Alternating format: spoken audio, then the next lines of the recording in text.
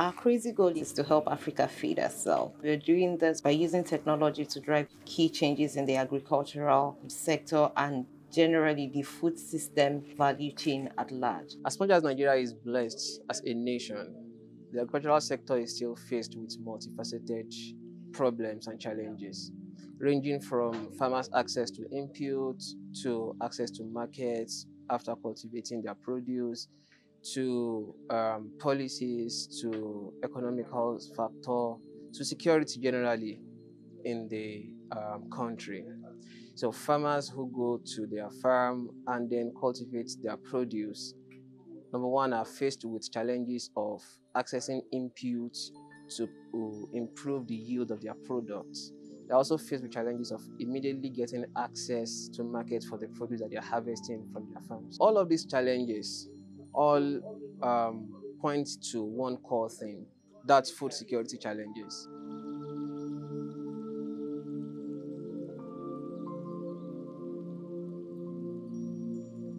The role technology will play in ensuring food security in Africa leverages on a couple of key touch points, one of which is availability of information, elimination of information asymmetry, and then transparency and visibility on the whole ecosystem. If you have a sound and robust technology in place, it enhances this process significantly. Fundamentally, what technology and data will bring is the capacity for people to be able to measure, manage, and price risk of agriculture. We think that with better data, visibility, availability, and analytics, people will be able to unlock a lot more capital for the agricultural sector. Infrastructure still plays a role on low adoption of technology in Africa. If you have infrastructure missing, then technology will provide little or no solutions to the problem. Our outreach model leverages heavily on building a solid infrastructure that ensures that we have access to each smallholder farmers that we engage with directly. Now, the role technology now plays there is to ensure that the process of engaging and onboarding is as seamless as possible on one hand. On the other hand, one of the things we believe technology will do for the ecosystem is to ensure that there's efficient transfer of data and information across all players and all transaction touch points in the ecosystem. And to this effect is created Workbench, COMEX, and the ECN.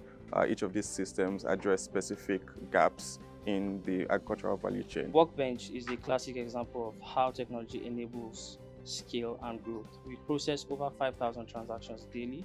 That is from farmers bringing in inventory to traders who are buying or selling, and input financing in the field, to even field monitoring, field visitations, which our outreach officers take on. When farmers are registered, and we can immediately pinpoint that we have this number of farmers around this area of the country, this is the type of crops that they farm or that they cultivate, this is the number of hectares that they cultivate on, we'll be able to know if we are giving input out, how much of NPK, how much of urea should each of these farmers get, based on the crop they are trying to cultivate, based on the number of hectares of land that they have. In summary, what Workbench has solved here is growth and rapid scaling. Other companies, other organizations have started using Workbench, and what that means is that there are more key players in the agricultural value chain who are using this technology to provide solutions to these farmers. COMEX was developed to create easy access to commodities marketplace and investment opportunities for people. COMEX is helping agricultural sector by giving people access to the marketplace, can buy and sell at any point in time at good prices. They can check what the prices are on the system, historical prices. Helps majorly in price discovery. They can then take position. They can even negotiate on the platform. The FX ECN, or Exchange Communication Network, to put it simply, allows investors on our order management system, COMEX, to trade commodities or inventory sitting in our warehouses, which are tracked by Workbench. What the ECN is doing is helping to facilitate trading. It's helping to provide an access to markets for smallholder farmers who have, farmed across the season and have, kept their goods in the warehouses. It helps facilitate for, say, producers who need a steady place, like a structured market where they can be certain of, finding the commodities that they need to be able to fit their, or to be able to meet up to their production requirements. So by helping to facilitate this is making sure that everybody in the, agricultural value chain do have like a direct access to commodities when they need it. So this is some of the solutions that today FX has brought into the foreplay, providing easy access, making sure that farmer data is well captured, and then we keep re-engineering and rebuilding and updating until we have a perfect system that would perfectly solve the problem that we intend to solve. This has been our approach to technology, and this has been our approach to providing solutions technologically. For us to achieve food security, which relies heavily in terms of financing, pricing, and access to farmer data and production volumes across the country, technology is key, and we can't achieve that without a robust structure that supports this to a large extent. We are solidly investing in technology and doubling down on. It also brings in efficiency and ensures that we can settle farmers directly for every trade that they do. Very good morning to you all. Thank you so much for joining us. I hope you have enjoyed that video that really helps us set the tone for what should be a very lively discussion this morning. My name is Wale Famre. I'm delighted to be moderating today's program as we unpack the FX view on the commodities market in Nigeria, to review 2021 and to provide an outlook for 2022. Now, it is a hybrid event. I see quite a number of us have already joined us on the Zoom platform. And if you are on the platform, if you can take a moment to just let us know where you are joining us from. I saw a couple of comments showing that we have people joining us for as far as Zaria, and I imagine that even overseas, we have people that are joining us as well. So you're all welcome, and we look forward to a great event, a very informative event. At the end of the day, that is what this is about. We need to be informed about how the market has performed last year and what to expect moving forward. It is a hybrid event, as I mentioned, so we do have a live audience, and so I am going to be jumping between the live audience and, of course, those who are joining us on the Zoom platform. So some housekeeping information. This event is being recorded and also live streamed. And then we also want to encourage you that you interact with us. Feel free to share your comments on the chat field, but as we transit to the presentation, if you would like to ask a question, we'll encourage you to please type in your question in the Q&A field, so it doesn't get lost in all the chatter in the chat field. So thank you very much as you do that. So without further ado, I would like to now welcome to deliver a few opening comments as we move into the event, the Chief Operating Officer of Apex Nigeria, Akinka Akintunde, who will be joining us virtually on Zoom. So on that note, I'd like to hand over now to Akinka to deliver a few words. Akinka, it's over to you. Thank you, Wally. Thank you.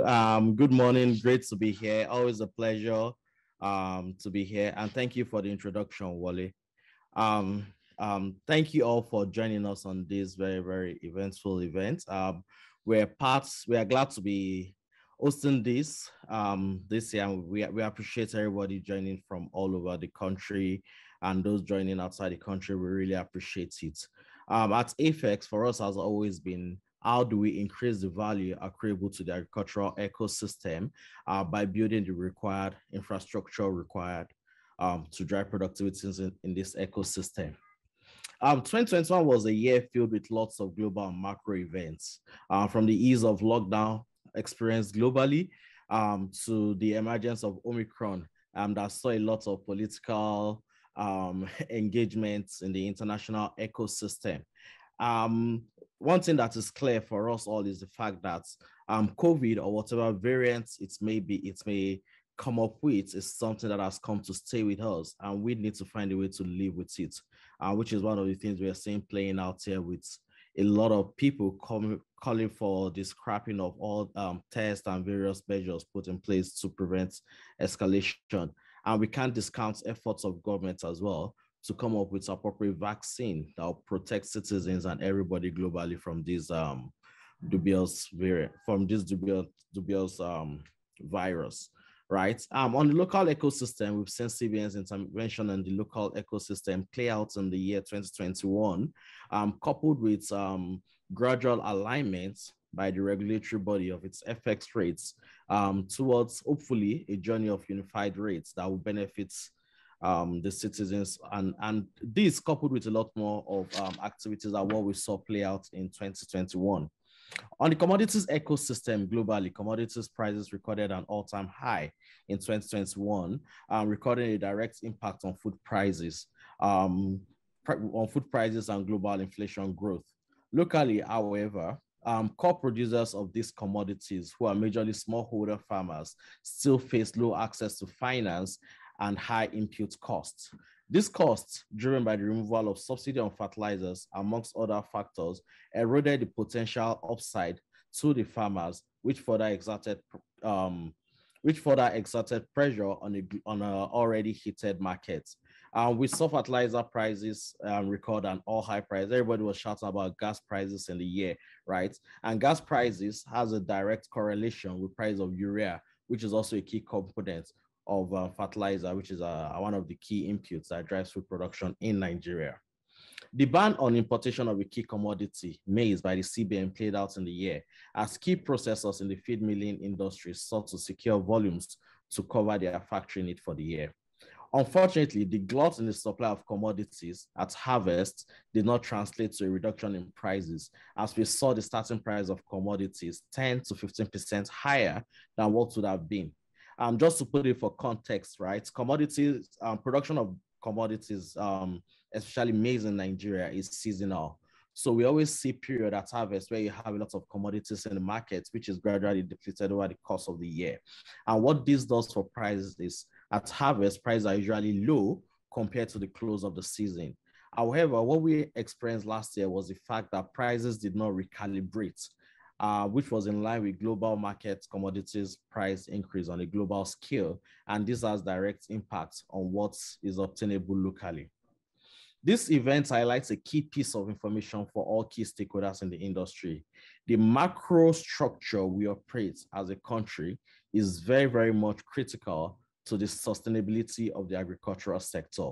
And as we are all aware, the agricultural sector is a key driver of economic growth for the country, recording an average of 25% of GDP contribution. I think last year we recorded one of the few periods in which non-oil exports, driven majorly by agricultural exports, surpassed oil revenue for the first time ever, right? And we need this point to the fact that the agricultural ecosystem cannot be neglected, both in our macro structure and how we intervene in the markets on the regulatory ecosystem.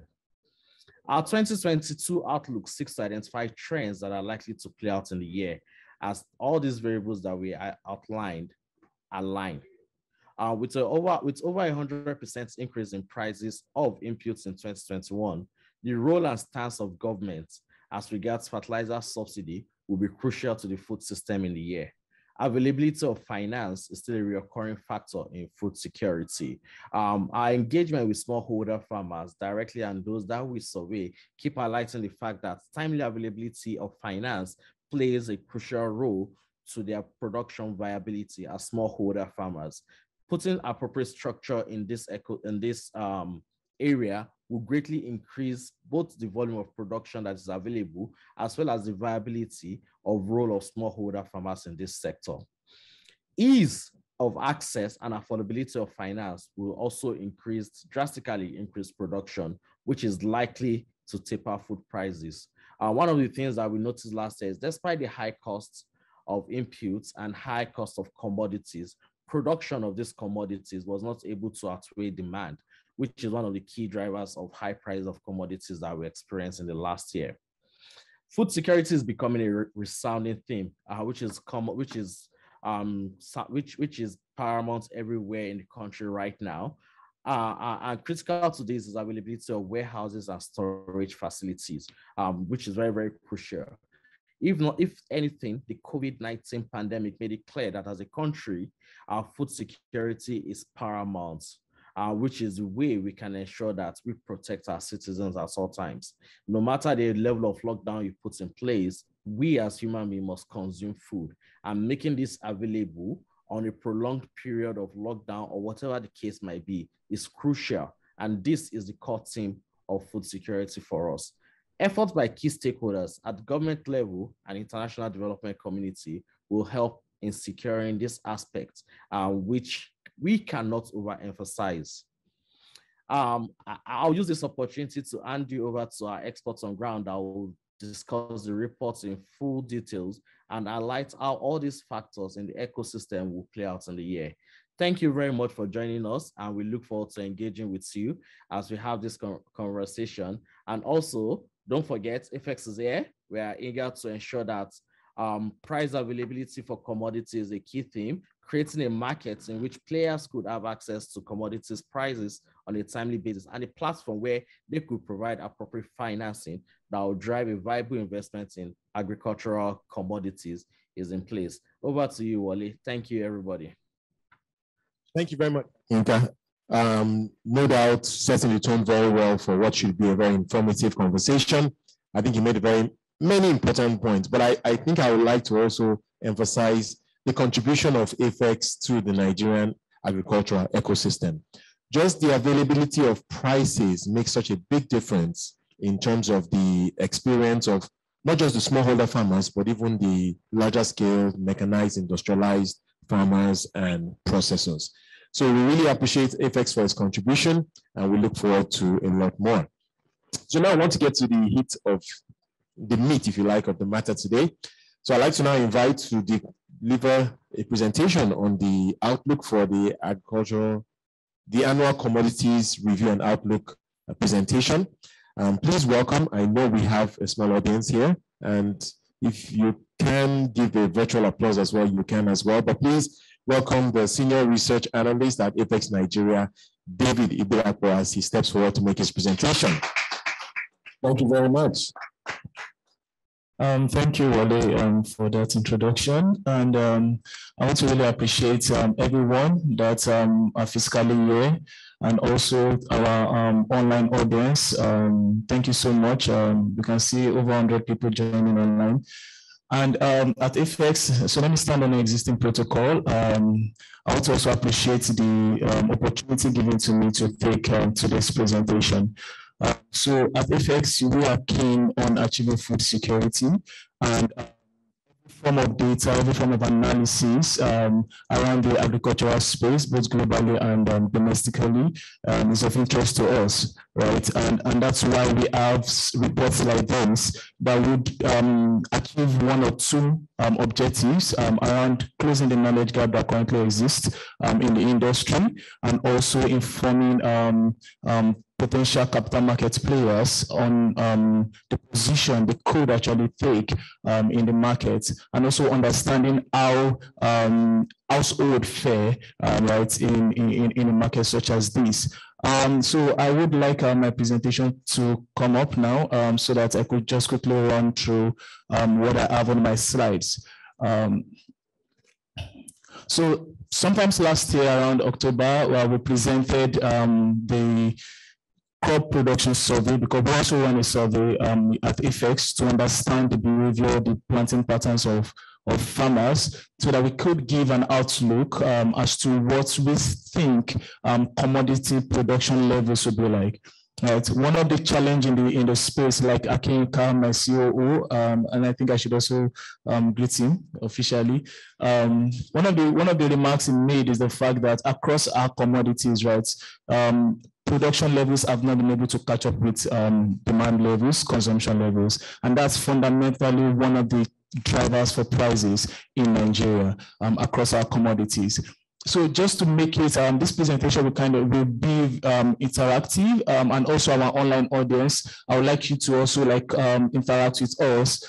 So 2020 marked a very, very significant year for everyone. A lot of us were on lockdown, many economies were on lockdown, and we saw the effect on the commodity space, right? And even upon the relaxation of lockdown, we also saw the effect on the commodity space, right? So if I may just throw a question to our audience here. So what would you say, because the agricultural space is a space that actually affects you and I. So forget the fact that I'm actually on suits, right? When prices are increasing, right? When inflation, when the NBS churns out inflation numbers, right? One of the effects, in fact, the people that feel the brunt are actually households, right? So I'm also sure we also feel the effect of some of these economic shocks around both in the global and domestic space. So if I'm to throw a question to you, so what would you say were the major highlights for you in the commodity space last year? Online audience too, you could please participate in this discussion. So let's all discuss.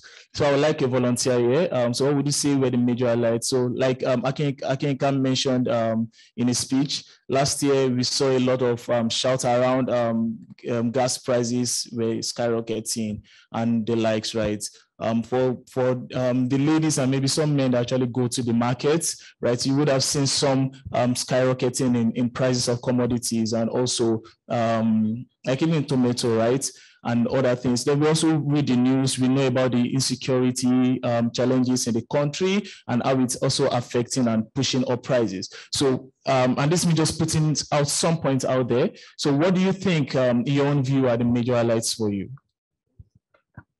If I can open okay, my view is, apart from the fact that food inflation just continues to be stubbornly high, for me, the big issue, which is connected to that, is how it appears it's so difficult to resolve the logistical issues that are also responsible for this high food inflation. So for me, I think that is a big deal because it doesn't seem like it's a quick fix. Okay. And does that imply that high food inflation is here to stay? So that for me is a big concern. Yeah, I think I quite agree with Wale, right? So he has a very critical question. Does that mean high food inflation has come to stay? I don't think we wish that, right? All right. So I would like to see a comment also. Do we have any comments from our online audience on that? I would like to hear maybe any of their comments on that. So before we proceed deeply into, and during the course of the conversation, I will also probably just engage everyone so that we are all on the same page, if that's fine, right? Okay, thank you. I think I should also honor the presence of my MDA, Edoma. No, I have to do this one. All right, so any comments from our online audience? Okay, no comments, okay. Comments. Okay, we see one. Was insecurity. Insecurity is a concern. Awesome. Yeah. So I think insecurity was a very big highlight for last year also. Yeah. Thank you very much, everyone. So let's dive back into the presentation. I will be taking the presentation today and I'll be looking at, so here are my table of contents. Can you make this? Okay. All right. So can we mute, please? I'll be taking a look at the global commodities markets, just review some of the highlights that we saw in the global commodities markets, and also looking at the global and the domestic commodities market. Then I would also look at investors' performance in 2021. I think this is actually very key, especially for capital market operators. Then I would also be looking at the state of play in the Nigerian agri space. This is not really new to us, right? If I ask some questions, you'll be able to tell us some figures around the Nigerian agriculture space and some things that probably you think are very key in terms of numbers, right? Then also we'll be looking at a queue from other countries just to paint some scenarios there. Then also we're taking a look at our outlook for 2022, right? And also finally navigating the market terrain. And this we believe would also be important for capital markets players, right? All right, so let's dive in. Okay. All right, so sorry, a quick one. All right. So what you see on my screen are charts, right? I'll try to just give an explanation to some of the things of the trend that we noticed there, right? So In the global market, we saw sharp rally in prices across major commodities classes, right? So starting from the energy, so here I have the energy, agriculture, and metal. So you could see this upward trend, right, in prices. And I'm going to shortly dive into some of the causes of this trend that we notice, right? So in energy, we can see the spike. In agricultural commodities, we could see the spike also, and in metals, you could see the spike also, right? For gold and Brent, right? You understand that in a situation where investors will naturally move across these two asset classes, right? That's gold and oil. They naturally move across. So we could see a reverse when it comes to the Brent oil prices. And that was supported by the recovery in economies after the COVID-19 pandemic, right? And we could see that Brent oil actually increased to a 5-year high on that note. Then if you look at the grain price performance also, we could see that prices of major staples also in the global space also peaked in the year 2021, hitting their actually all-time high around mid-2021, around June, July, thereabouts, right? And we could see that based on some of our indexes that we looked at to capture the trend that we saw in the global space, the FAO Food Price Index and the IMF Food Price Index moving in the same direction, right? So we could see the spike also in the year, right? So now let's go to what we feel were the major drivers of this trend. Oh, I don't know why this is not moving so fast. Okay, all right. So some of the factors that we believe shaped the 2021 commodities performance, right? So the spike in energy prices came on the back of structural deficit in the supply of energy. So in 2020, right, because of the oil supply disruption caused induced by the COVID-19 pandemic, right, in 2021, we saw a surge in demand levels. However, supply levels were unable to catch up with our demand levels, right? And typically, you know what that means. It translates into higher prices for energy, and higher energy prices. And that's on the back of economic recovery witnessed globally. Then also in fertilizer prices, so we saw that there was a translatory effect, right, of higher energy prices on fertilizer prices. And why is that, right? So we saw that the surge in natural gas prices, right, in Europe actually resulted to a widespread production cutback in ammonia. And we understand that ammonia is actually a very key input in producing nitrogen fertilizers, right?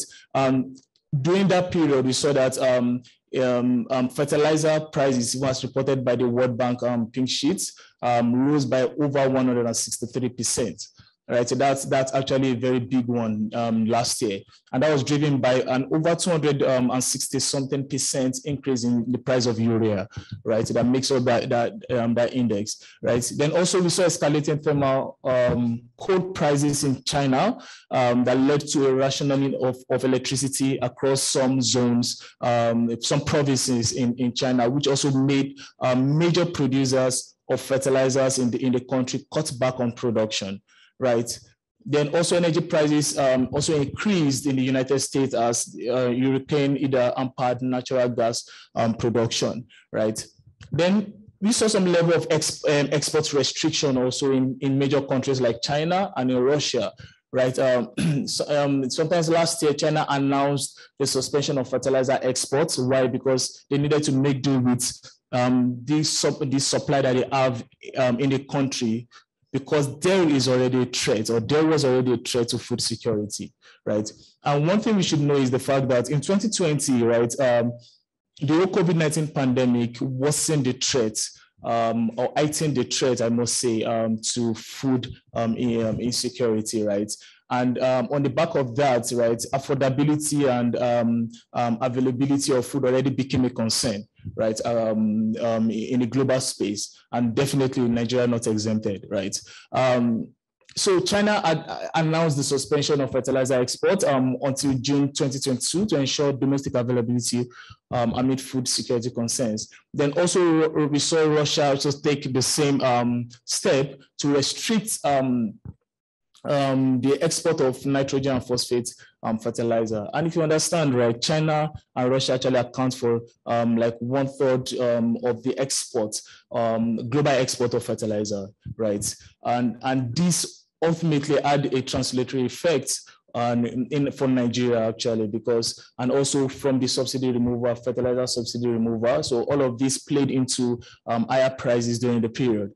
Then also we saw a lot of extreme weather conditions, drought and high temperatures in the global space, which actually hampered some production outlook for some major grain commodities during the period, right? So on the back of this, let's go straight to the domestic commodities review. So let's come back home, right? Sorry, I'm trying to navigate this. Okay, all right, so what we also saw in the domestic space was similar to what we experienced in the international space, right? Prices of commodity actually hit their all-time high. So we saw a consistent rally in prices of agricultural commodities in Nigeria following the 2021, following the 2020 rally that was witnessed. So we saw a further rally in the prices of commodities, right? And it's just looking at 2021 in perspective, right? So prices of commodities like maize, like soybean, like sorghum, right? And this was basically on the back of a number of factors, right? And just to jump so fast on that, okay. So first of all, like I said initially, right? One of the fundamental reasons or fundamental factors that actually plays to accelerate prices of commodities in Nigeria is from the fundamental, or let me use the word structural challenges around production, right? So if you look across the commodities that are there, you could notice one thing, that our production levels, right, has not been able to meet with our consumption levels, except for paddy rice, which we saw an increase in production level, and that was due to the whole border closure, right, which actually promoted the production, increased production in paddy rice, right? But for other commodities, the story is the same. And what's the story? That consumption levels are actually more than production levels. And in simple economics, right, when demand is so much that the supply cannot handle, what happens, right? Prices increase. So it's that simple. So that's one of the fundamental challenge that we see. So production levels still underperforming compared to supply levels. And if you look at, so these are some of the factors that shaped 2021 domestic commodities performance, right? So we saw rising cost of production, and this, like I said, was a translatory effect from the fact that in the global space, right, we saw increased price of fertilizer. In fact, not just increase, a soaring, a surge in the price of fertilizer, right? And we typically import, right, fertilizer for so when the inputs for productions are already currently high, what happens? There's always a translatory effect on prices, on final price of commodities. There we also saw heightened demand. Now in 2021, right? So like I said, there was a supply disruption in 2020, and also the fact that production levels were not that much also in 2020. And we understand the uniqueness of the Nigerian agricultural space, right? That what you produce in 2020 is typically what sustains you into 2021. And before the main harvest, before the planting season starts and harvest in October, November, thereabout, right? And before the commodities are introduced into the market, right? So we already had a high level of demand, right, for these commodities, and we saw this demand, this level of demand actually pushing the limited supply that we had in the markets, right, which also drove prices of commodities to new highs, right.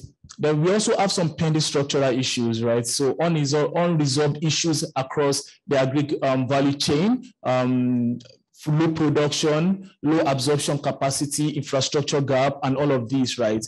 And there's one that's not here, which is insecurity, that I must say, right? Because At FX, one of the data we also collect actually survey from the open market, right? And not just that we survey prices, we also ask the players in the open market, like, what are the factors really driving the prices in the open market, right? Just to get a perspective, right? And one of the major factor that stood out for us last year is the insecurity, right? The fact that even some traders will have to relocate from where they are to go and sell in another village just to ensure that and just with that, right, a lot of price, we saw a lot of pressure on prices and also ordering activities, right? So a lot of traders also, we saw a lot of ordering activities last year in anticipation for higher prices of commodities, just to gain that higher income, right? So there was also a transformative effect of FX movement. Now, we were able to establish, right, a very strong correlation between the commodities prices that we track on the exchange and the movement of in the FX market, right? So last year we saw a very significant weakening of the naira against the US dollar, especially in the parallel market. And we saw that commodities prices also followed that trail, right?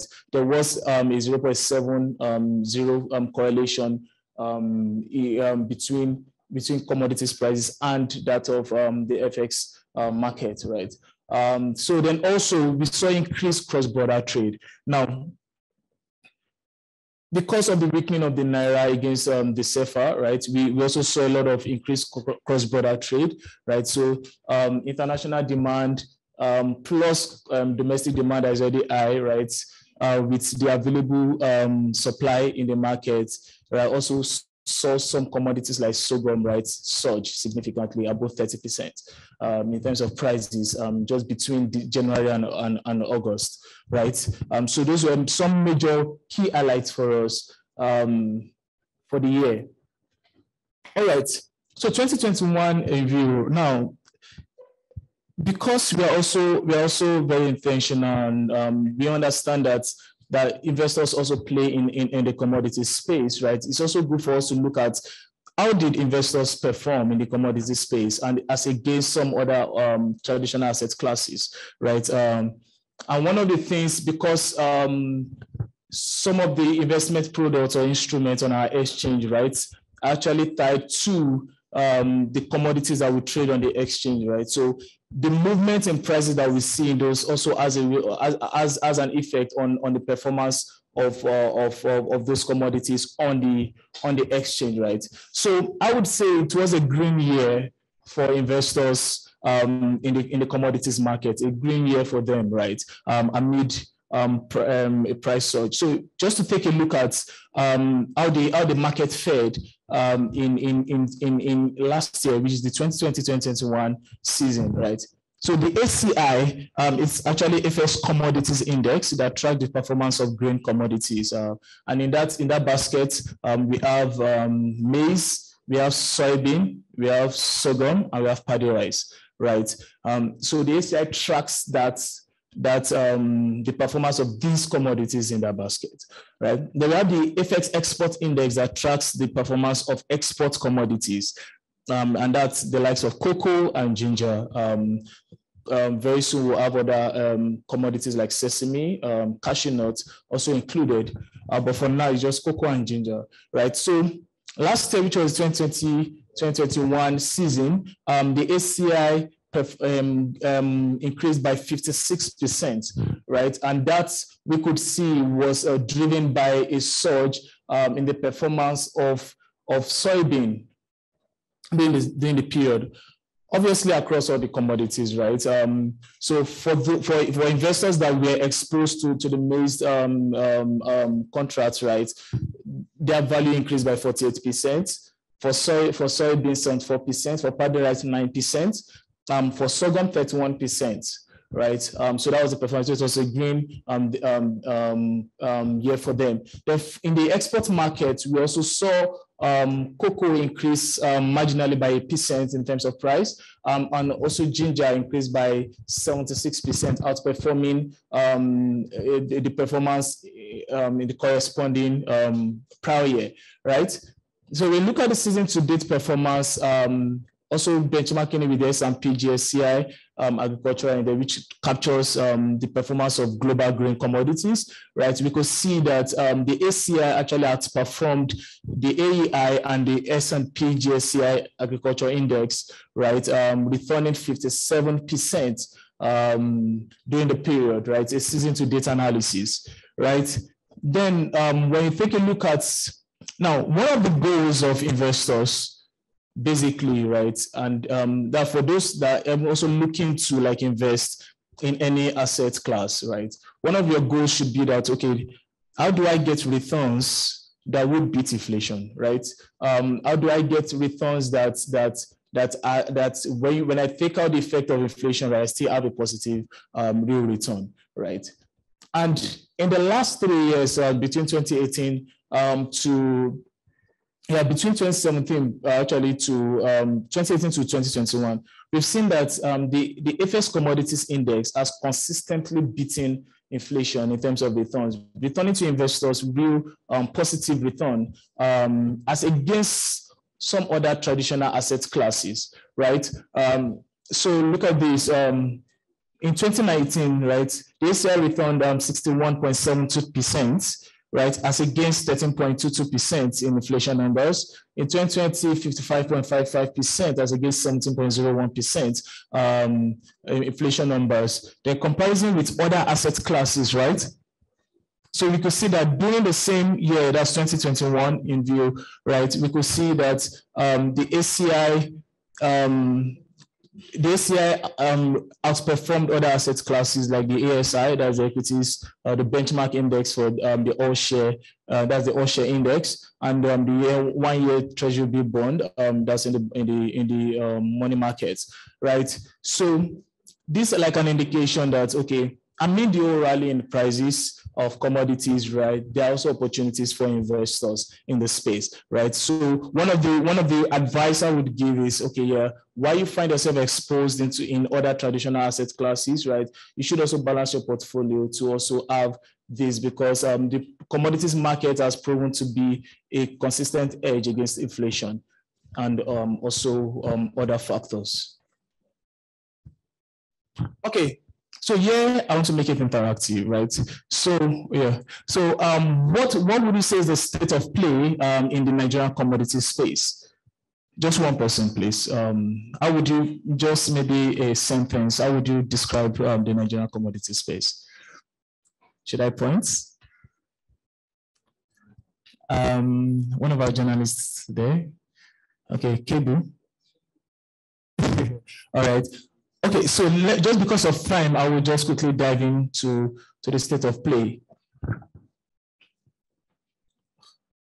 Okay, so the Nigerian agricultural GDP or the sector has been resilient over the years, growing at an average of 2% thereabouts, right? That's good when you compare with other sectors of the economy. However, when you compare with some countries like the US, right, Brazil, India, even South Africa, right, you see that it's grossly underperforming, right? And when you look at the sector is largely driven by the crop production component of the sector, right? And that is where the bulk of work is if we are to grow the sector, right? So the crop production subsector accounts for 28%, like 92% of the agri sector, right? So just to be fast on that, because there are a lot of slides here. I don't know why this is not. Please, can you move? Okay. All right, so where we are versus where we should be, right? So this is very clear, right? So across some other countries, look at area harvesters, look at Nigeria, see where Nigeria is, production levels, see where Nigeria is, we are grossly underperforming, right? Yield per hectare, right? Compared to other countries, we are grossly underperforming. Next slide, please. Right, and so what are the major challenges, right? What are the major trends, right? Now, in our survey last year, we were able to establish that consistently for 2 years now that we've carried out the survey, farmers had ranked these challenges, right? That's access to inputs, access to loans, right? In fact, So I'm picking out this. So access to finance is a major challenge in the space, right?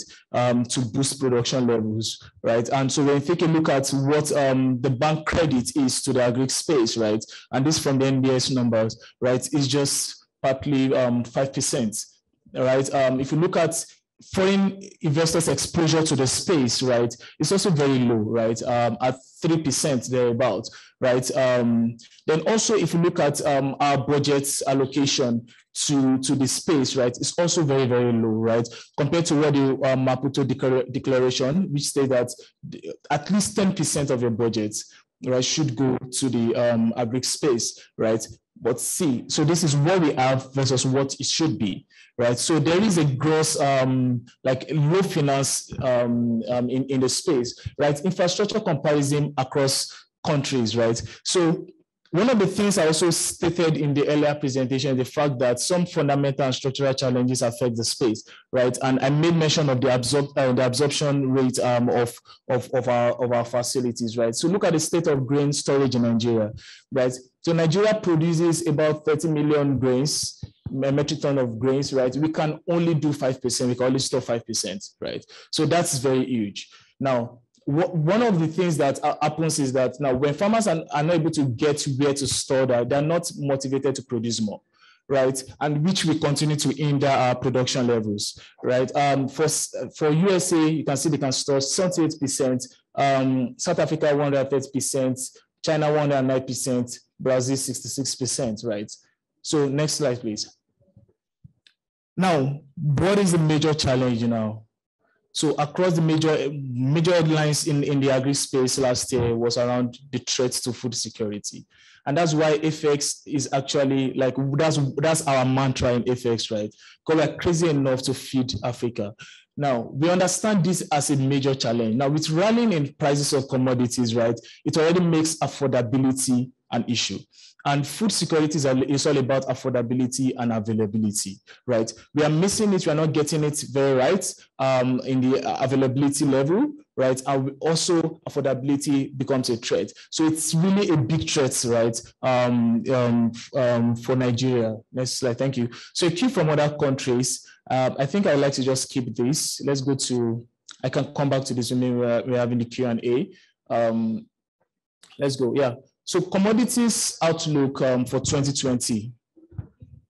All right, so like I said, last year we did a survey and this was our growth forecast for production levels across the commodities of our interest, right? That's maize, we expected a marginal 3% growth in the production levels of maize, for soybean 8%, for sorghum just 1%, for paddy rice 10%, for cocoa minus 8%, a decline, ginger 4 and sesame 12. Next slide, please. Just trying to rush through so that we get to the main this thing. Now, here is our price forecast for this year.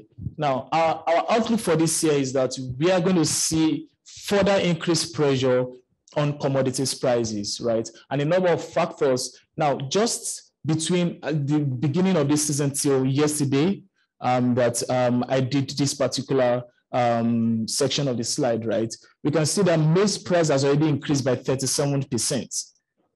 It's already up by 37%, right? Soybean price is already up by 12.55%, right? Paddy rice is already up by 2.3%. Sorghum price is already up by 13.21%. Cocoa price declined marginally by 1.61%. Cashew price is up by 16%, right? So we could see a rally across a lot of the commodities captured on our exchange, right? And like I said, some of these factors that played in 2021, right, are also playing, I would still play in 2022, right? And so in 2022, we anticipate a continuous rally in the prices of some of these commodities, driven by heightened demand for these commodities, right? And also a relatively bleak outlook for the FX market. Then also the fact that we are seeing a lot of increased cross-border trade in the country, right? So also pressuring the current available supply of these commodities, right? Then also some of the factors that I also highlighted especially in the global space. I think a key one for me will be the Russia-Ukraine crisis, right? Which, if it worsens, right, would actually have a translatory effect on energy prices, which also ultimately have a translatory effect on fertilizer prices, and ultimately on input prices, the cost of input and production going forward in this year. Right, so I think it's an upward trend for commodities prices this year. And so what we did was to look at least a May-June forecast. So by May-June, we may have to review, right? But for now, major forecast, right? So like Akinka said, right, in 2020-2021 season, right, prices started at this point, right, but in 2021-2022, we saw price of commodities start at a higher base level in terms of prices, right, and that was already, so this is the jump when you compare year on year, right. So our forecast for maize, we are seeing a potential 85% increase in prices. For soybean, 25%, for paddy rice, 1%, and that's largely because of the whole supply around paddy rice, right? Sorghum, 61%, cocoa, 14%, and ginger, 29%. Let's go on, please. So navigating the market terrain. Next. All right, so for investors, right, we believe this is one of like a best time to also come into the market, right? Given the outlook that we have for commodities prices, right? And why is because we believe the commodities market actually provides a safe haven for currency devaluation, right? And like I ascertained, right, there's a strong correlation in that space. Then also commodity has an edge against inflation, right? So statistically, we've been able to prove that over the last 2 to 3 years, right, the commodity space has consistently beaten inflation, right? Then overcoming supply chain risk. So we have some products on our exchange, right, like forward contracts and some other products that helps to assure people like the processors, right, already supply at a given price to help mitigate that price risk that could actually occur during the course of the year, right? Because supply is actually a major challenge when it comes to procurement for what they call it processors, right? So we believe the commodities market is actually a good position for investors this year and going forward. Please, next slide. Thank you very much. At this point, I would hand over back to Wale to continue. Thank you. Thank you very much, Deji. Thank you for the applause. I think very valuable insight. For me, the biggest takeaway was the last slide where he really highlighted the value of investing in commodities in Nigeria. He made the case about it being a hedge against inflation and outperforming, obviously, many of the other asset classes in the market. And then, of course, the issue about the supply chain issues and the solutions on the FX exchange, I think is certainly something that many should pay attention to. You don't simply have to be left to the vagaries of the market conditions. You can actually find some solutions available on the FX platform. So we want to go now into questions. And I imagine that there are many questions relating to FX activities. I already saw a couple of them on the Q&A field on the Zoom platform. I'll get to that, but I really want us to start by interrogating the presentation. So let us start with questions that relate to the presentation. I've seen a couple already on the Zoom platform, and I want to start by giving those in the room the opportunity to ask some questions. So if you do have a question in the room, I encourage you to please just raise your hand. The microphone will be brought to you, and we'll get things started. Okay, we have a question at the back. We have another one here. So one of the things you can do for us, in the interest of time, is to be please very, very brief. So introduce yourself and please go as straight to the point as possible. Thank you very much. Please go ahead.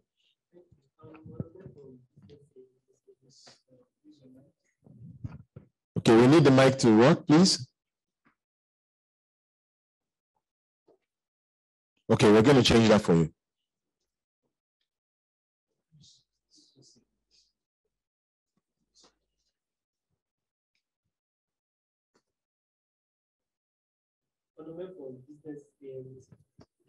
So one of the pending structural challenges affecting supply-demand drive in the domestic market is the issue of post-harvest losses.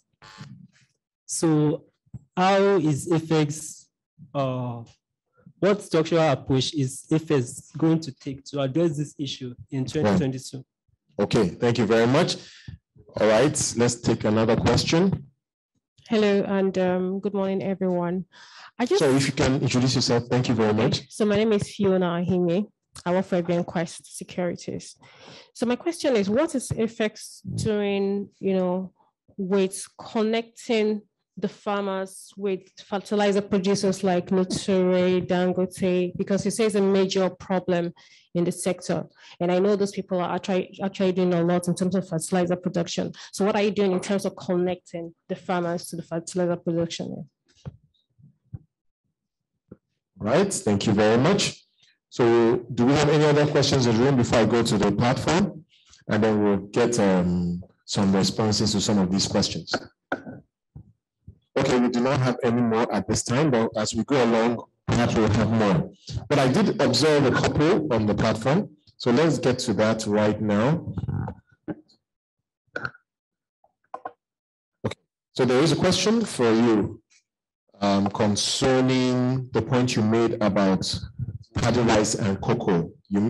Someone wants to know, Balaji would like to know the cause for the slow rise in paddy rice prices and then for the decline in cocoa price. Just to clarify, is that your outlook or was that what happened in 2021? Okay, so that was your outlook view? Yeah, so for cocoa, it's not price, it's in production, right? So the decline in production levels. Okay, so the number, this more relates to production, not price. Okay, I apologize. So what's the cost for the slow rise in paddy rice production and the decline in cocoa price? So that's one question for you. Then we also have another question that the CBN said it's intervened in maize between February and August last year. It also said it is competing with hoarders. How do you respond to the CBN's interventions and maize prices? So just another general question. And then another question is, given the policy of the CBN on paddy rice, why did the analysts make a forecast of a higher price of paddy rice? I think you're clarifying that it's production, not price, right? No, so Deza, can you go back to the forecast page? Thank you. All right, so yes, we are forecasting a marginal increase in price of paddy rice. Okay. Yeah. All right, so maybe we can get some, so maybe you can start with that. How do you place that against the view that the CBN is so aggressive about trying to increase paddy rice production in Nigeria? Okay, so thanks for that question. So I would rather say that yes, we are seeing an increased drive in increasing the production of paddy rice, and that has actually even reflected in the prices, right? So it should have been worse. That's it should have been worse. But last year we saw that while other commodity prices were surging, right, paddy rice price was practically just increasing at a very slow pace, right? And that is already showing, right? Even from the fact that historically you see that during festive season, we see a lot of pressure on rice prices, right? We didn't really see that much pressure in 2021, right? And that's also informed our outlook for 2022, right? So we're going to just see, and the point is, there is still the issue of smuggling. There's still the issue of what they call it, insecurity, right? There is still the issue of a lot of demand for this same commodity, right? And we don't see the price of paddy rice reducing or December. Instead, we see just a marginal increase in the price of paddy rice for the year. All right, yeah. All right, that's an interesting point. But there's also the issue around hoarders. The CBN trying to address that. What's your comment on those efforts? Okay, so I think in my own view, right, and I guess maybe some of my superiors could also give some level of insight to that, right? I think in my own view, right, the reason why there are hoarding activities in the first place, right, is because people are anticipating a possible hike in prices, right? So it's more or less like an expected inflation thing, right? Which I would say actually accounts for the biggest chunk of our inflation, expected inflation, in my own view, right? So when I anticipate, like, okay, just to give a very clear example, right? So yesterday, while I was going to the airport in Abuja, and most of the filling stations were not selling fuel. And why is that, right? And that's because of the anticipated publication of the fact that either subsidy was going to be removed, which, as of this morning, had been suspended for the next 8 months, right? So we saw black market activities with higher prices. So is that anticipation for what they call it, higher prices that makes orders to actually order? Okay, right. And permit me to just stay on this issue about the paddy rice bit, because it's quite interesting. Because as you rightly mentioned, the central bank has been driving efforts to increase paddy rice production, and the point you are making is that it's also reflecting in the ascent of the price. It's not similar to other commodities, but it's still rising. So the question I would like to find out from you is, does that imply an increase in demand that is still soaking up that increased supply? Because as far as we've been told, the central bank has been quite successful in driving that production of paddy rice. So can you just speak to that point? What's the supply dynamic like? Yeah, so quite successful in driving that. But I would also say that we are seeing increased demand year in, year out, right? Population is increasing, right? People that wants to eat rice is actually increasing, right? And some other like we also see cross-border activities, right? Also playing in that space, right? So there's some other minor factors that also pressuring prices just beyond the fact of increasing production. Okay, and then on the point about the cocoa price decline. No, production sorry. Decline, yeah. So you're seeing the production decline. Yeah, so last year we saw that the consistent rains, right, actually delayed the harvest of cocoa. And one thing about cocoa is once they remain on the tree for so long and rain keep falling, right, it kind of makes the cocoa bad, increased fungi infections and everything. So that was on the basis of our forecast. Okay, so we don't lose any of the questions in the room. There was also a question from FBN Quest about how farmers can get better connected to the fertilizer providers, right? Okay, so I think I would like to direct that question to Akintunde, but before then, I would like to answer the question that that's my brother from Business AM said, right? Now, one of the things FX is doing to curb post-harvest loss, right? Because when you talk about post-harvest loss, right, we talk about we talk about issues along the logistic channel, right? The fact that our roads are not even really good, infrastructure deficits in Nigeria, and also very critical is storage facilities, right? So if we have where to stock our commodities, right, they won't have to bother about post-harvest losses. Now, post-harvest loss in Nigeria is very, very high, right? And what FX is doing is that we are very, very aggressive on establishing and building more warehouses, right? That would actually help store these commodities, right? And as of today, we can boast of having over 90 warehouses across Nigeria in different states and major producing regions of the country, right? And that is our own contribution to curbing post-harvest losses. And no doubt a very important intervention. Thank you for that. Yeah. We have Funto in the room who I understand may be able to speak to the other point concerning fertilizer. Thank you very much. And I like the fact that the question is coming from a capital market operator, because the solution actually lies within the abilities of the capital market operator. Before I answer the question, we need to understand the fundamental about smallholder farmers being able to access fertilizer. Fertilizer is just a product that they need, but fundamentally what they need is access to credit facility. because ultimately it is money they need to buy the fertilizer. Now, the challenge is when we look at the farmers or the activities of farming in Nigeria, they are largely smallholder farmers. A lot of them don't even have any form of identification. For a lot of places where we have presence and we've had to engage with farmers, our registration became the first form of identity that they have. And farmers are highly bankable, but because they don't have any form of identification, there's no bank trace, they don't have any financial footprint, then it then becomes difficult for someone to entrust money with them. And then a lot of them do not have the economic of scale. So most of them have between 2 to 5 hectares of farmland. So the question now becomes, how do we then link this farmer in faraway Nasarawa with a Dangote that is a businessman? And then, yes, as much as he wants to do good, he still needs to make money. So the missing link between the two ends of the value chain is having a structure in place that makes the farmer bankable, that can then guarantee that anybody that puts money into the structure at the end of the life cycle of that investment, they will get their money back. And FX currently have something in place called the input financing. And what we do in the input financing is we understood the cycle of farming, and we understand what the farmer needs to produce. So it is not just fertilizers, there's also quality seedlings that would help improve productivity. There's also the crop protection chemicals that would help them manage pests and the rest of them during the planting season up until harvest. Now, what we then do is to put this thing together into what we call productivity bundle.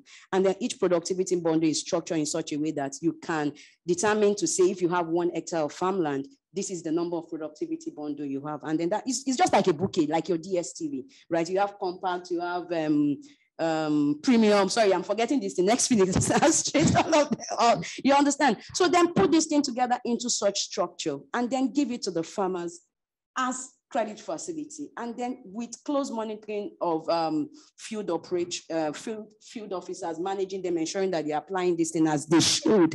At the end of the harvest, they are then able to then repay back those loans using the commodity. And because you have a platform like FX that it provide them access to market, they're able to price better, and then they're able to have better return for what they are producing. So again, just before sorry, I'm taking a bit, but again, this is capital market operator, and they really need to understand that they are actually standing at the verge of either making or breaking the food security in Nigeria. Just before coming up, I was looking at Outlook, economic outlook for 2022.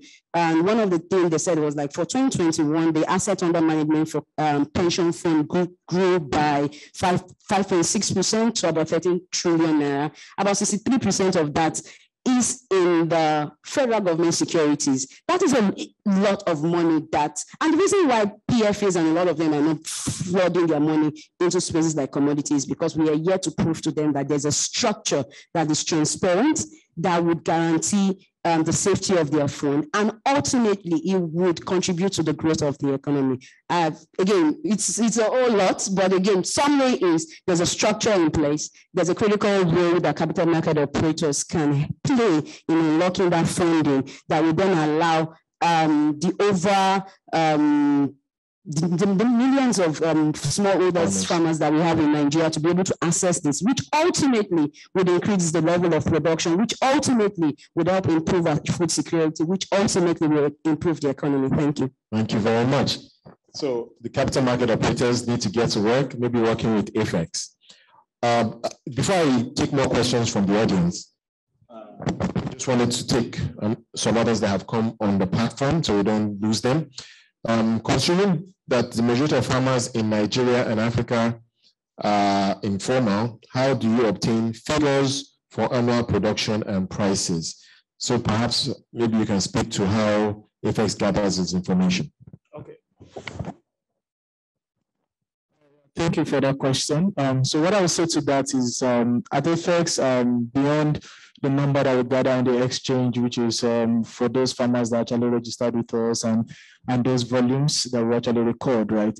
We also participate in market survey, right? So we have field extension officers that actually go to these marketplaces to actually gather information from the players across the value chain. So with that, we're able to understand what the volume is like out there, what the prices are like out there, what is driving those prices, and other very critical, so our surveys, right? So that also feeds into all our activities. Understood. And everything. Thank you very much. Let's take a few more questions from the audience now.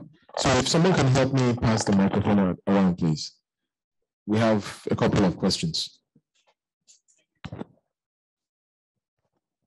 Good morning, now. My question is... Sorry, please, you can introduce yourself again. My name is Oluchi Chibuzo. I write for This Day newspaper. My question is the continuous weakening of Naira against the CFA, because we know that most of our commodities up from north find their way even up to Mali, Chad, and these tend to put pressure on our domestic needs. So how do we, or what policy do you think government can do to ensure that this increased border trade, because as long as this persists, we'll still be having problem meeting our local demand. So how do we balance this for us to ensure that, well, limiting trade across borders so that we can have security for food security in the country? What policy do you think? Okay.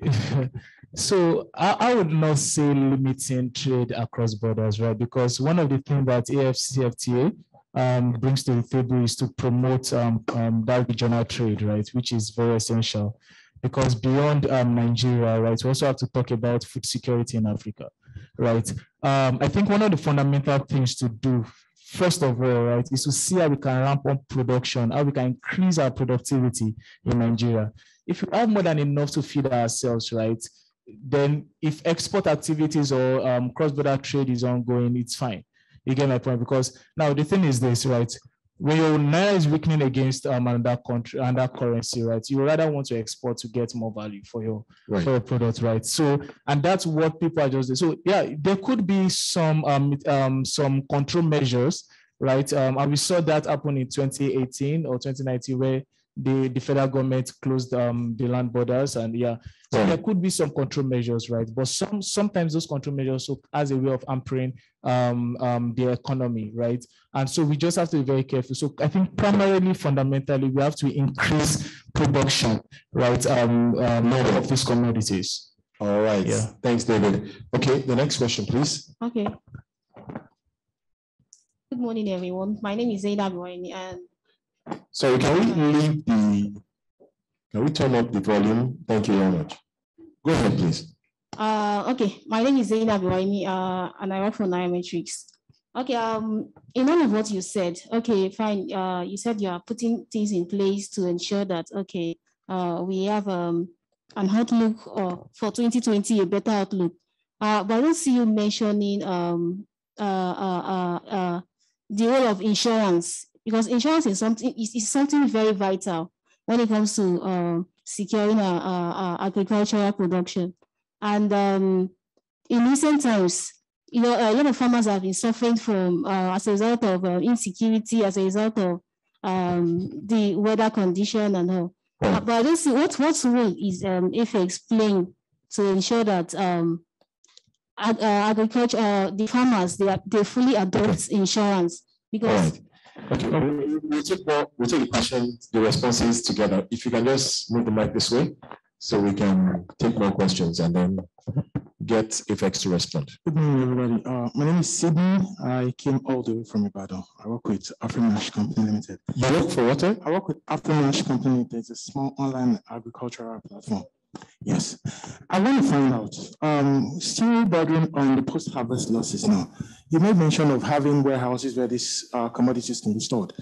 Are you in partnership with any organization to actually control pests in these warehouses? Because I know there are pests that could occur from field to store. So storing them in the warehouses, I believe, is not enough. So what are we doing to account for those pests that can occur in storage? Okay, thank you very much. Do we have others? Okay, we have quite a ton of questions on the platform. And I think at some point, maybe we'll also invite Akinka to answer a couple of these questions. But the first one, maybe you can speak to this very quickly, from Luis de la Mata. This person is asking, Thanks for the presentation. With interest in Nigeria, would love to hear your opinion on the protein sector. So we haven't said much about livestock. I was wondering if you had any comments on that. Or is that an area that you do not actively track at FX? Yeah, that's an area okay. we do not. All right. Okay, so fair enough. All right, we have other questions. Maybe you can just, can you respond to some of the points, or do you want just to give it from top? So there was a question about pests in warehouses. There's a question about insurance, FX supporting insurance. And then if you can just speak to those. Thank you very much. I'm here again. Thank you. So the question on the insurance, remember when I was addressing the issue of linking farmers to credit facilities, part of what we ensure throughout the value chain, starting from production up until aggregation and to our activities with the processor, is that insurance is embedded in all of the credit assets. So again, I mentioned this is a bouquet. So it is not just a bouquet of the products they need to do the planting, but a bouquet of the products, best practices, as well as insurance cover on what they're doing, so that at least if anything, yield insurance, and then against, just to guarantee the minimum that even if anything goes bad, the farmer doesn't go away at the end of the season empty-handed. So we fully work with the insurance company, but more broadly speaking, and this is about building the capacity of the commodities market. There's still a lot that needs to be done in terms of capacity building, in terms of getting more underwriters involved in the entire value chain for the commodities ecosystem. And again, just as I mentioned, there's a lot of fund in the market looking for a place to rest. There's the place of having a tight structure. There's also the role of underwriters and insurance to ensure that whatever the risk or identified risk within that structure is properly secured. So it is not just an FX thing, but a collective thing across the sector, across the economy, starting from the regulatory aspect to drive engagement, put from the securities and from the financial market, then also talking to the regulatory side of the insurance company to see how do we then work collectively together, again, to ensure that insurance become an inherent part of the commodities value chain, right from production up until processing. But is it available in any form right now? Sure, it is. It is. Okay. Yes, it is. So we have quite a number. The system evolves. Yeah, exactly. So we have insurance companies like Polar, and that we do some sort of yield insurance with, and Polar is not just a Nigerian entity, it across many countries in Africa. Thank you very much for that. And the other question around pest. So across all warehouses, we adopt standard best practices when it comes to collateral management, because again, if you view the commodities being stored as assets, then you will know that you need to be extra careful. And for every asset that has economic value, it is money sitting somewhere. So across all our warehouses, we adopt best practices. There are periodic fumigations. There are standards that has been ensured by even SON. Recently, we had a workshop between SON and SEC to teach about the best practices and grading systems for some of these commodities that are stored in the warehouses. So we ensure best practices right from storage in terms of how do you ensure even the ambience, the moisture level, and all of that is kept intact throughout the shelf life of the commodity stored in the warehouse. Thank you for that. Okay, so like I said, we have quite a few questions on the Q&A field. Yes, and I wonder if at any point, because I do know Akinka is standing by, maybe he will take a couple of them as well. So the first one is, and I think there will be short answers to this. What is the FX playbook on solid minerals commodities? I'm not sure I understand what that means. Okay. Solid mineral commodities. I think the way I would see it is, what is FX playbook in going into other asset classes other than agriculture? We actually have quite a number of them in the pipeline. Our gold contract is due for listing before the end of this year.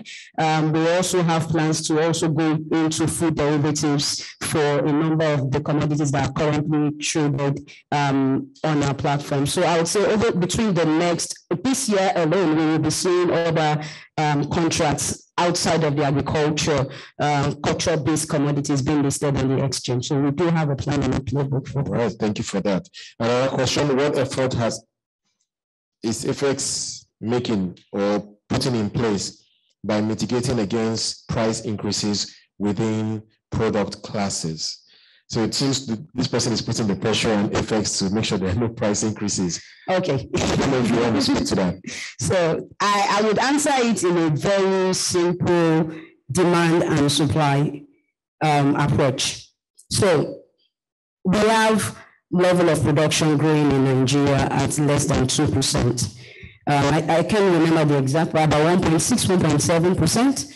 We have a population that is growing at an average of above 2%, right?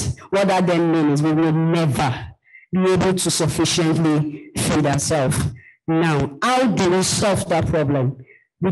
So it means that as you have demand continue to go up, the price will always continue to go up because the supply is not meeting the demand.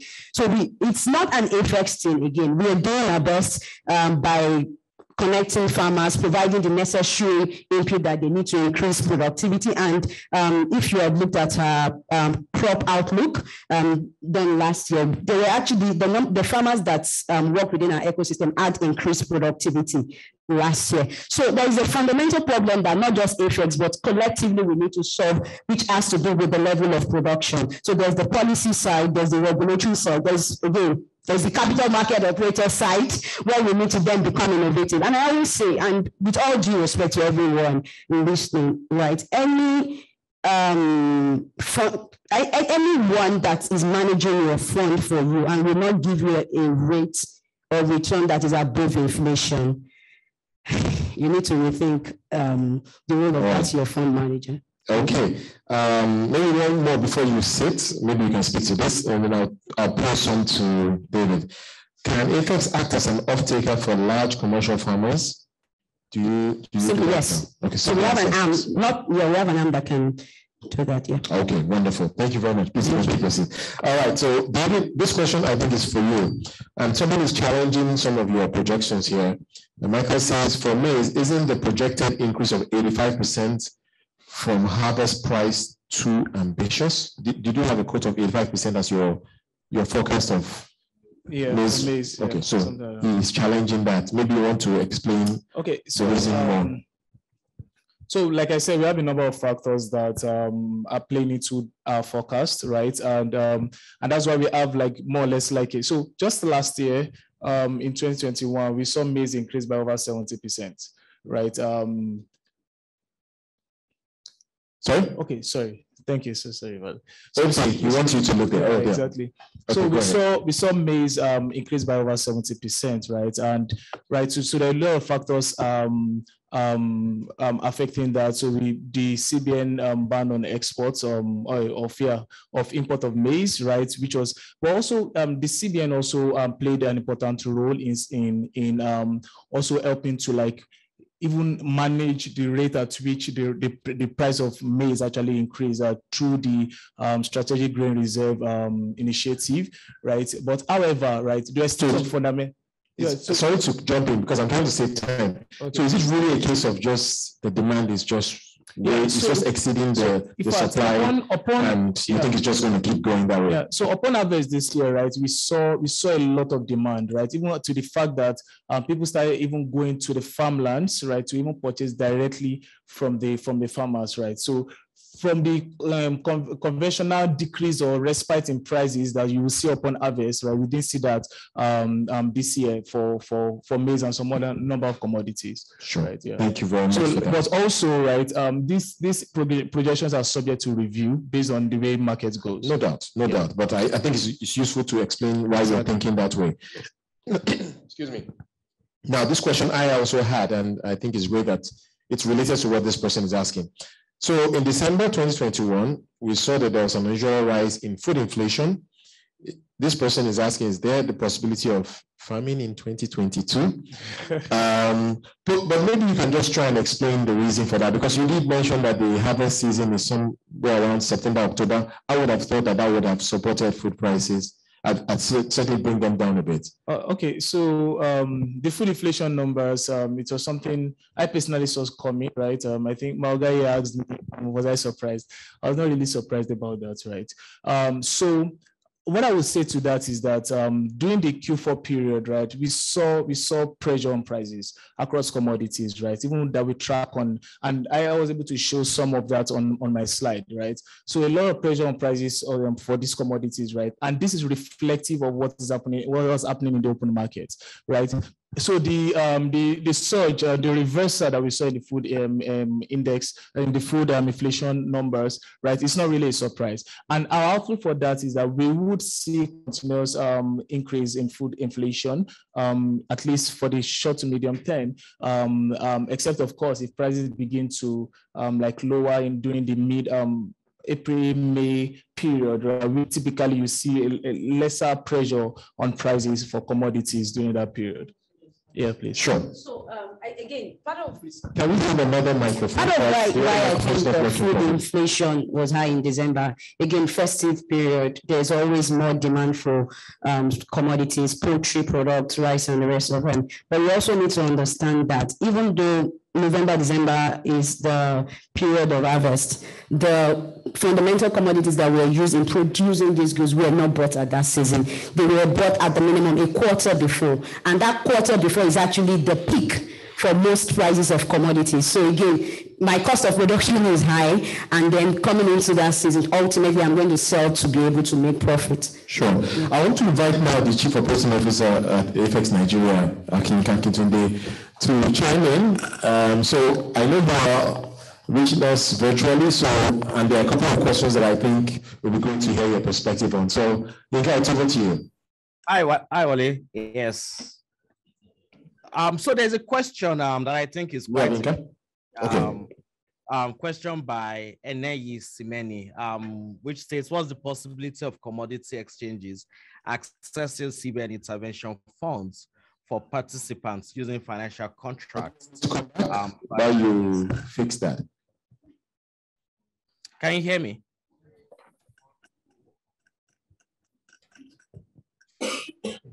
Hello? Yes, we can. Okay, we'll come back to it, right? Okay, in the meantime, a very interesting question here. Maybe you want to reflect on this. So this person, Jibrin, is asked, well, he's making a point, and I guess we can say it's a question as well. AFX 2022 Outlook and the Abuja Rice Pyramid. What are the issues and challenges? It's very open-ended, right? But I don't know if you have any comments on that. No comments. Okay. All right. Okay. Do we have a connection to Income Fixed yet? Not. Oh, we do? Okay, wonderful. So let's hear him. Hi, Wale, can you hear me? Yes, we can. Okay, so I was referencing a question about CBN's intervention and collaboration with commodities exchanges. And I think this is quite interesting because it's emanating from the fact that the CBN has a lot of interest in commodities. Should I go on in the meantime while you try and fix that? Okay, all right. So another question here is, what's FX doing to improve farmers' support to the companies? And what's the farmers' reward for the year? This it's not very clear to me. What do you understand? Yeah, so again, what do farmers want? They just want a better life.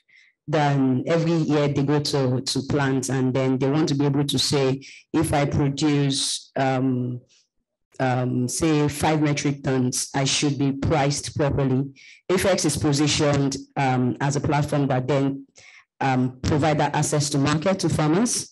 We've talked about our input financing that helps them to access credit facilities.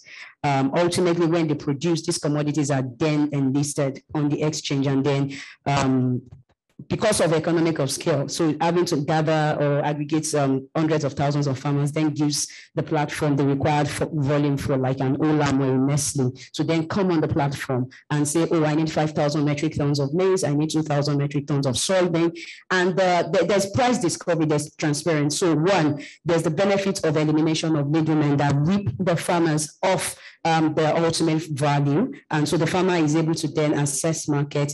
And what that ultimately does for him is he's happy to go back the next season to plant more.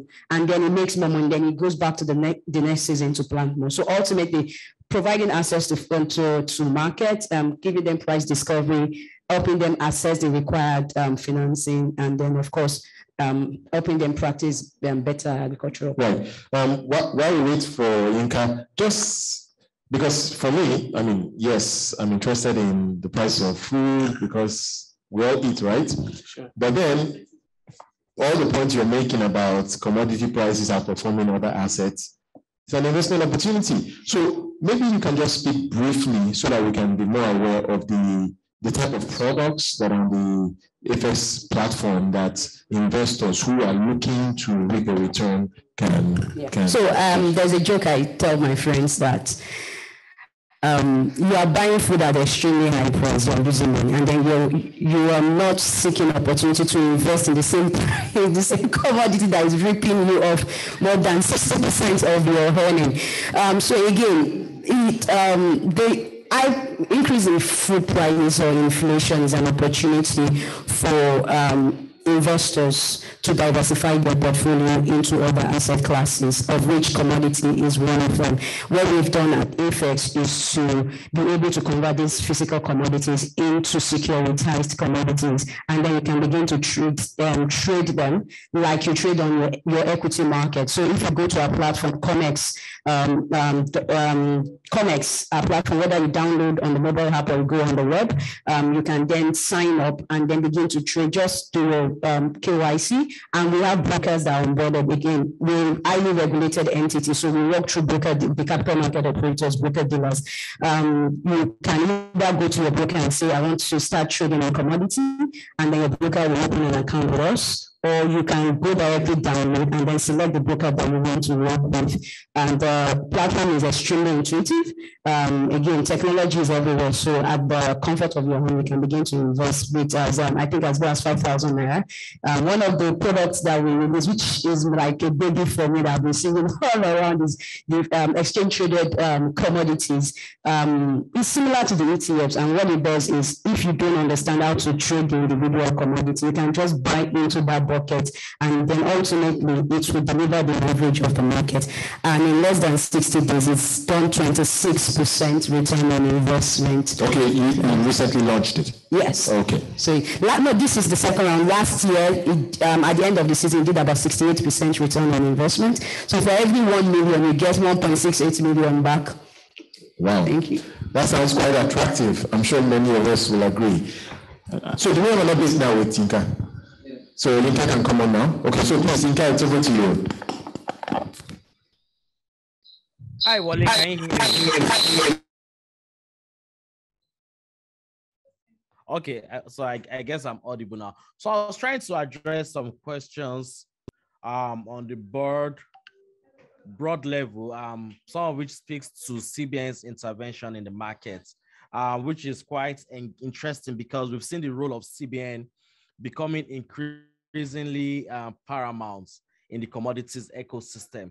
But the fundamental question we need to ask is how far and how long should the CBN play in the ecosystem on one side? And the very, very important one is, if the CBN or any regulatory entity were to intervene in this ecosystem, in what way should their intervention be?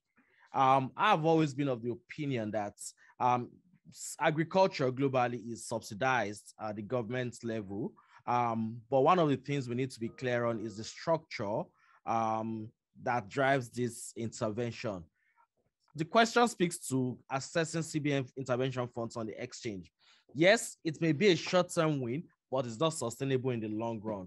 One of the things we need to put in place that will ensure continued sustainability is the fact that the way in which the CBN plays in the market needs to be very clear, transparent, and visible to all participants, which is how the exchange or commodities exchanges generally could play across this ecosystem. And to a large extent, I think that's the structure we would always advise if we're called upon to give this advice to the CBN. Again, a lot of the question drives to the fact that, do we have the markets? Do we have prices? One of the things we need to be clear on is the fact that one of the roles we play at Apex is making price of commodities as transparent as possible, providing avenue for both buyers and sellers to have access to this and transact on the market.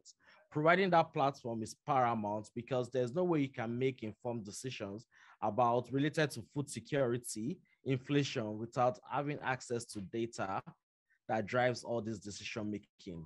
The dynamics will keep changing year in, year out, based on play by government agencies and other stakeholders, but having access to relevant information that drives informed decision making is very key. So in a bit not to take too much of our time, I think I'll just stop there. And one of the things I'm sure we'll be doing with our colleagues is collating all these questions that has been raised and providing detailed responses to them and then sharing with all participants. Thank you. For that. And I mean, we can just continue to go on, but at some point we'll have to wrap this up. But let me just touch on a couple of questions. Do we have any more questions in the room, by the way? Okay. Can we get a microphone to him? Okay.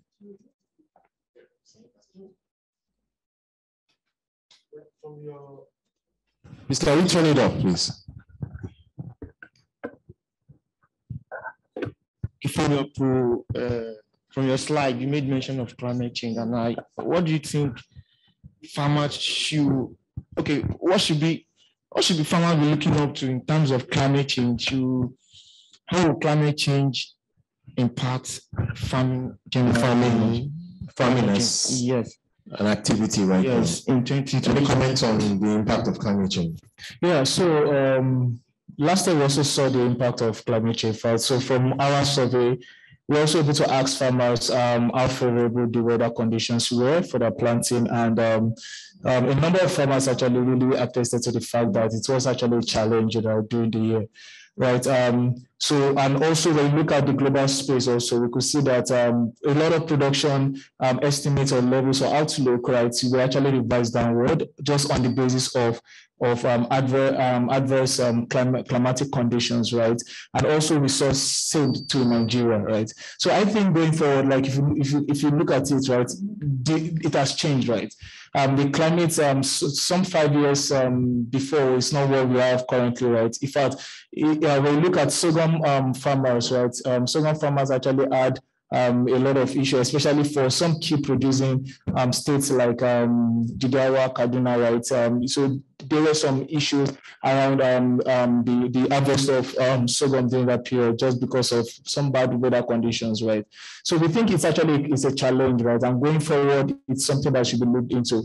Now, in the agricultural space, right? We understand that our agricultural system is still largely rain-fed, right? So we need to largely also invest in our irrigation infrastructure, right? To be able to also support the fact that some unfavorable weather conditions could come up and affect our productivity levels, right? But with some measures put in place like irrigation infrastructures and other things, right? We think it is actually key enough, right, to also help support production levels across commodities. All right, thank you very much. So I think on that note, we really have to wind this down. Okay, you can make it very brief, please. Very, very brief. Please go ahead. Please, can we turn up his microphone?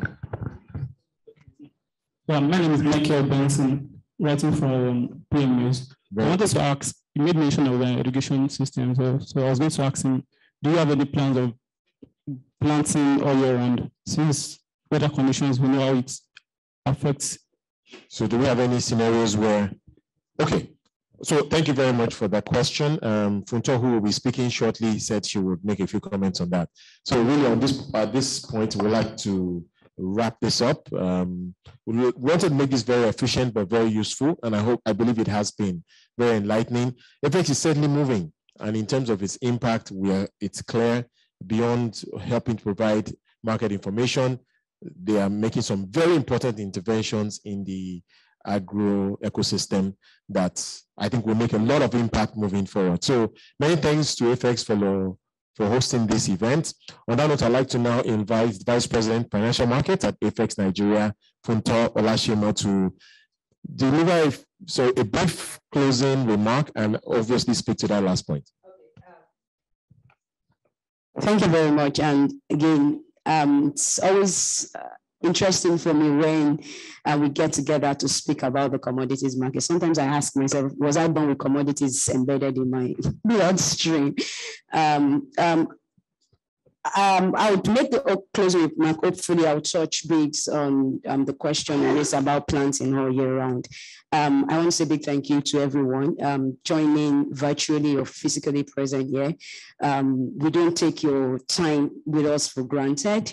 One of the things I like about sessions like this is that it helps us see the data, and data don't lie. The presentation is void of sentiment of whether you like one person or you like the president or not. It is data, they don't lie. The question is, what would we do loving this place, knowing the data that stares us in the face about food insecurity, knowing the data that stares us in the face about inflation? The good thing is that there's a positive correlation between the prices of staple food and inflation. And for capital market operators on year today, we can begin to see how do we help our investors not lose value of their capital. And then, of course, speaking to the irrigation thing, is one of the reasons we don't plant all year round is because we are just a rain-fed agriculture. Less than 2% of the arable land in Nigeria are cultivated by irrigation and irrigated. That is a huge investment gap that we can potentially fill. So how do we create infrastructure funds that then unlock funding for these infrastructures or irrigation infrastructures to be put in place? Not just irrigation, storage, good road network, logistics, and the rest of them, so that at the end of the day, we are able to not just produce enough to feed ourselves, but to then begin to talk about exporting both within our immediate locality and to the international market. So again, I charge every one of us here to say, data don't lie. Where would you be doing with the information you heard today? Would you go back to the drawing board to see how do I begin to play my role?